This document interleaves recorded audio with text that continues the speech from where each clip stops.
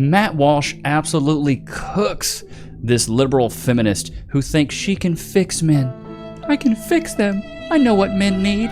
No, you don't. I got a banger from Matt Walsh. Let's get straight into it. Men can't articulate their own point of view. Men are lost, confused, helpless. Men need a fat, disabled, queer, Latina feminist to tell them what they actually think. Oh my God. I've been watching more and more of Matt Walsh's show recently. I've seen all of his documentaries. This take is pretty hot from him. So this one's got a lot of views, so I wanted to cover it. But apparently this chick thinks that she can actually fix men. Leave it to a feminist to think they know what men want more than what men want.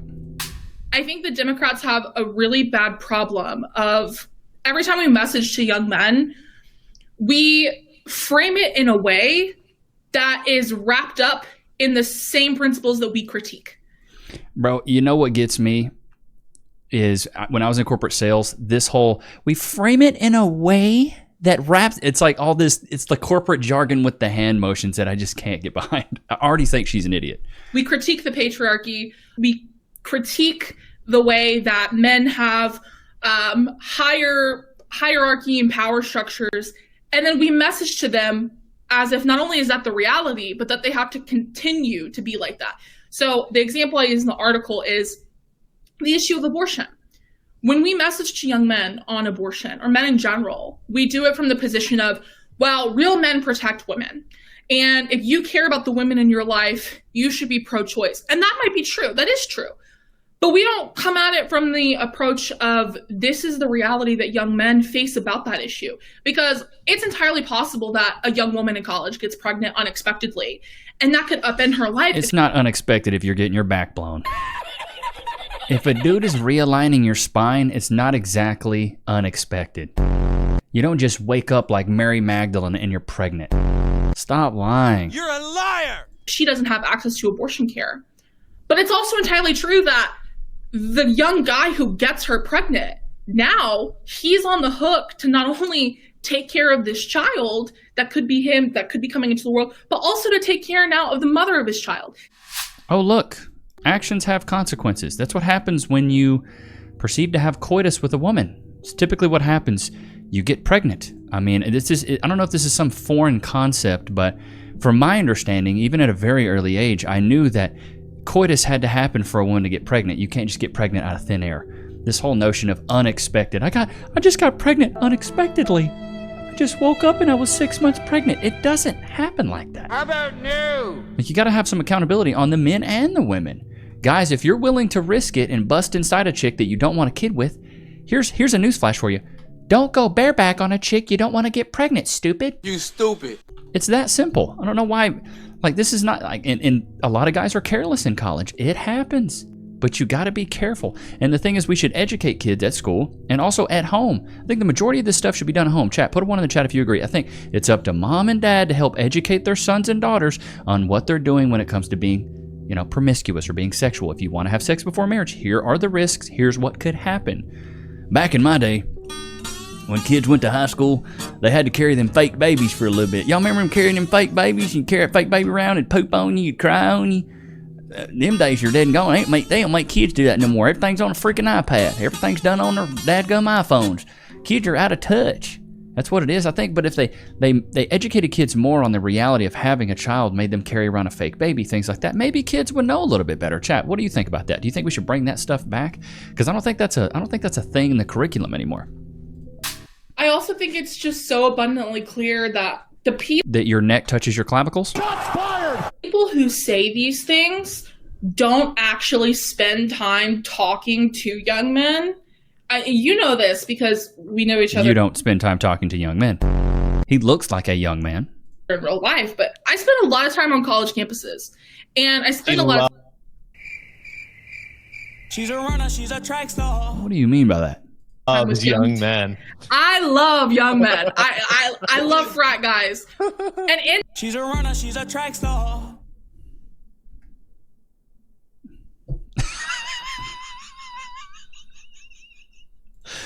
I love frat guys. Baby girl, we know what that means. You're exposing yourself there.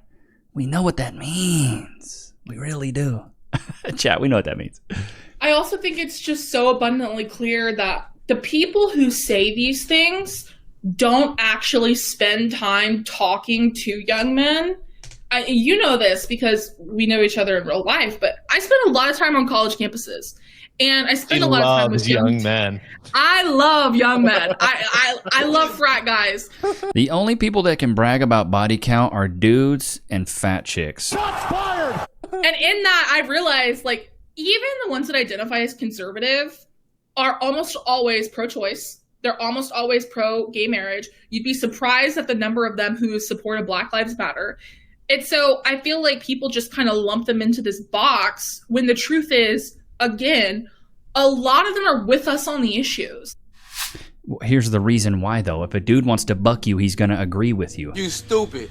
I don't know how many times in college I was doing my thing, hanging out with the chicas, and if a girl said something stupid out of left field, I'd be like, oh my God, I love that.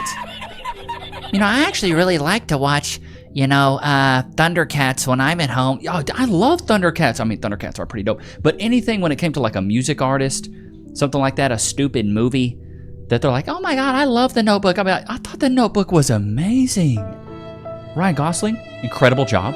Rachel McAdams, 10 out of 10. Because I'm trying to get in your pants. I'm going to tell you what you want to hear so I can try to buck and blow your back out. That's duh. That's game 101. Let me put you guys on game. Imitation's the highest form of flattery. If a woman's talking about something stupid, agree with it, and she'll more than likely be like, oh my God, he's so awesome. Does she not realize that's what men do? Like, come on, honey. Okay, first of all, this woman is not hanging out with frat guys. I don't. That Walsh is like, I'm gonna call it like I see it, man. I think a single frat guy on earth has ever thought or said, hey, I know what this party needs, a plus-size queer Latina feminist. Facts. Yeah, frat guys aren't typically like, where are the big back chicks? Big back. Where are the big girls at? You're hanging around the girls that are hanging around with them, but I don't think they paying you no attention. It's never happened, not a single time. And speaking of things that don't happen, there are not any young men who identify as conservative and also profess support for BLM. Okay, that may have been the case. There may have been some guys like that for a brief, unfortunate moment in 2020. But these days, that's a quick way to make yourself into a punchline. And support for gay marriage is also dwindling, especially among young men. And in fact, only a small minority of Americans generally, and young men in particular, are pro-choice, quote unquote, in the way that she means it. And keep in mind. Yeah, like being able to go to the clinic and do whatever you want. That's where I'm like, bro. It's like her whole notion of like, oh, you just got pregnant unexpectedly. A college girl that just got pregnant unexpectedly. That stuff just doesn't happen, bro. You don't just get pregnant out of nowhere. You don't wake up, like I said, Mary Magdalene, you're freaking pregnant, dude. What are the issues that are the most important to young men? One of the top issues consistently is immigration. Inflation, healthcare, inflation's numero uno, which, I think we should all be worried about that. Healthcare, housing, gun violence, jobs, corruption, protecting democracy. You guys playing Helldivers? You gotta go out there and protect some democracy. Women's reproductive rights, education, immigration, crime, climate change, taxes, free speech, Israel, Palestine, student debt. Dang, ain't nobody worried about no student debt. If you actually talk to a young guy about how he feels about immigration, am I allowed to cuss on this? Yeah, of course. Yeah, they don't give a shit about immigration. It's this idea of I don't buy that. You're a liar. I don't really buy that. Do you guys care about immigration? I mean, we have some young men that watch some guys that are a little bit older. Let me know right now in the comments. Do you care about immigration? Yeah, I think we should. I think any country should. I don't care what country it is. I think if people are coming into your country illegally, I think we should be on the lookout for that, because you never know what's going to happen. Scarcity and competition of, if you're a young man in America, you are expected to go to college or go to a trade school, get a certification, get a degree. Then you're expected to get a high-paying job. And then once you get your high-paying job, you're expected to find your wife and to buy a house and to have kids and to do all of these things. And if you don't do that, then you're a failure, because you are... I don't think that's the case. Maybe there is some societal pressure on this, but I don't think you're a failure if you don't do that. There's so many different ways to slice this whole game of life. As my mom or grandma would say, more than one way to skin a cat. lot of different ways to go in life. You could be, you could have a girlfriend for life, whatever. You could just date around, whatever brings you happiness. I mean, I'm more of a nuclear family kind of guy. Being married, having kids, having that familial unit, that's more of my bag, baby. You know what I mean? As Austin Powers would say. Penis pumps, that's not my bag, baby. One book written by Austin Powers, penis pumps are my bag, baby. Quickly. I've been quoting that movie way too much recently. But whatever gives you fulfillment in life, bro, different strokes for different folks. You're the man and you are the provider. And if you can't provide, then you're not actually a man. And so the Republicans specifically, they set this expectation and then they make it almost impossible for young men to actually do those things, whether it's through not raising minimum wage, whether it's through the price of tuition going up, all these different things. I don't know about all that. You know what I'm talking about? Ain't that right, Loki? I've fallen at work and been injured. Oh, wait. I should call my lawyer. I'm John Morgan of Morgan & Morgan. Hey, John Morgan of Morgan & Morgan. It's Levi Nichs of YouTube. Can I get some cash, please? Morgan & Morgan & Morgan & Morgan & Morgan & Morgan & Morgan & Morgan & Morgan & Morgan. Did you know that your injury could be worth millions of dollars? Morgan & Morgan is the largest injury law firm in America, and they've recovered over $20 billion for their clients. $20 billion? That's a lot of cash. The insurance companies tried to lowball me, but Morgan & Morgan was able to take my pain and suffering and turn it into cold, hard cash. It's almost a good thing I was injured. But wait. How much is Morgan & Morgan gonna cost me? You never owe them legal fees unless they're successful. So it's completely free unless you win? Yeah. Hiring a lawyer? That sounds like really difficult. It's actually super easy. You can just go to their website and in a couple clicks, you can find out if you have a case. And you can literally do it from your smartphone. And remember, there is only one Morgan & Morgan. Wait, but it's two names though. How is it? Give me the script. Oh, both their last names. Okay, I get it. Okay, roll it. You can start your claim today by going to forthepeople.com/Levi, found in the description below. So if you're injured, you can trust Morgan & Morgan. Y'all know what time it is. Loki. Free. Come on, dude. You would be the worst hunter out in the wild. But dude, I don't know about you guys, but in Texas, it has been super rainy. Some of the loudest thunder. Thought somebody was clapping cheeks next door. It's so freaking loud. But man, it's like all rainy this morning, so, you guys know when it rains, Loki is tired. He's a tired little boy. He's a tired little boy. Yeah. Never too tired for his jerky, though. I will tell you that. Here we finally get to the crux of the issue. This is why Democrats are drastically losing support among men. I mean, Olivia has helpfully demonstrated several reasons, but this is the big one. She acknowledges that, according to the polls, most young men say they care a lot about the immigration issue. But then Olivia, the mystical man whisperer, declares that although men say they care about immigration, they actually don't. She will tell us what men actually care about. Men can't speak for themselves. Men don't understand their own political positions. Men can't articulate their own point of view. Men are lost, confused, helpless. Men need a fat, disabled, queer, Latina feminist to tell. Shots fired! Matt Walsh is just cooking, bro. Tell them what they actually think. And oh my God. What do you know? It turns out that men think whatever Olivia wants them to think. Isn't that a great coincidence for her? Olivia doesn't think that immigration is a problem. And that means that nobody else thinks it's a problem either. Even the people who say they think it's a problem, even the people who vote accordingly, don't actually think it. How can they think it? How can anyone arrive at a different conclusion than Olivia? It's not possible, Olivia says. And if you think this moment of obscene pretentiousness and presumptuousness is the worst of it, just wait until you hear how Olivia wraps things up. America, or voters in general, when they're deciding who they want to vote for, they want a mom and they want a dad. Not to be homophobic, because there can be, same-sex parents here. But they want a mom and a dad. They want someone who, in times of uncertainty, can bring them comfort and can make them feel like there's someone there for them. And then they also want someone who's going to be stern, who's going to have their back, and who's going to say the tough things that need to be said. And I feel like we try to offer voters comfort, but instead of coming across as like mom or dad, we kind of come across as like the aunt who you kind of don't like her, but she gets you really good Christmas presents. So like every once in a while you'll go visit. Like I feel like that's kind of how we come across as like, well, I don't really trust the Democrats and I don't really like them that much, but the Affordable Care Act was cool. And like that's kind of the extent of it. Is how people feel about us most of the time. Okay, let me. Really? That's how people. I don't get that. The mom and the dad thing. Like, what are you even talking about? I want somebody that's a good leader. I don't want a mom and a dad. I want somebody who's just straight up a good leader. That's what I want. What do you guys want? Do you want a good leader or a mom and a dad? Yeah, step in here once and for all as someone who does actually understand something about the male mindset, and let me assure Olivia that no man with even vaguely normal levels of testosterone has ever said or would ever say that when he goes to the voting booth, he's looking for a mom and a dad. That's what I'm saying, bro. Like, what? I'm looking for a mom and dad. I'm looking for somebody who's a good leader.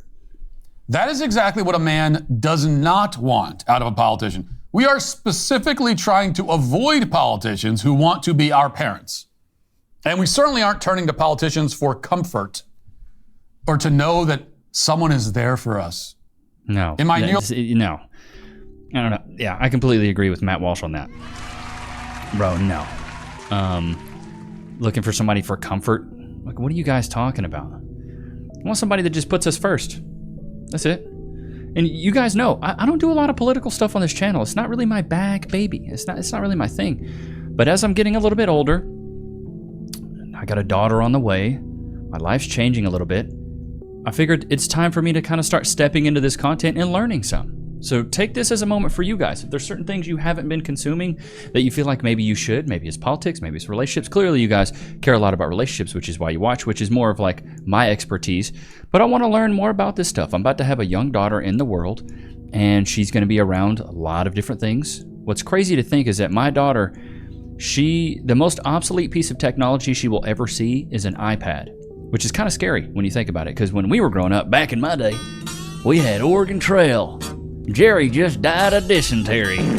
Yeah, that was us. Those really clicky keyboards, like duck it, floppy disks blowing in the Nintendo cartridges, even though on the back of it says, do not blow in this Nintendo cartridge. Did you guys ever read the back of a Nintendo cartridge that told you not to do it? I just want to show you back of cartridge. Now that I'm just thinking about it. Back of a Nintendo cartridge. It says, caution, do not blow into this. Do not store in extreme temperatures. Do not immerse in water. Do not clean with benzene. Okay, what was the other one? Is this it right here? Oh, come on. Just show me the freaking picture, dude. Power must be off. Do not blow the edge connector or touch with your fingers. It straight up says don't blow in it, and we all did. We all did. Chat, put a one in the chat if you blew in one of those cartridges. I know y'all was blowing on them things, don't lie. But going back to my point, growing up a little bit, perspective is changing. I think it's an exciting time, especially for Cass and I. We're very excited to be parents. But I have to be aware of the climate they're going to be around and help them navigate. A lot of things are changing rapidly.